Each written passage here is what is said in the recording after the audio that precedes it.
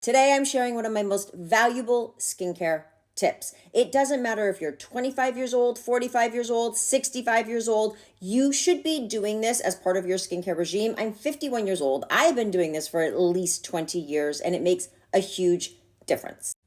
So I think we all know at this point, you should be using skincare on your neck and décolleté, right? You know that.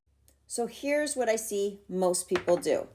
They apply their neck cream like this, they do their décolleté, and they're done. So your neck doesn't just end here, right? Your neck goes all the way around. Whenever I use a product of any kind, I warm it up and emulsify it in my hands first. I apply neck cream like this, yes, and then I wrap it all the way behind me up into my ears. So the whole area, that is the neck, is treated. Keeping this area as a whole really treated, vital, resilient is going to be key in how this whole area looks as you age.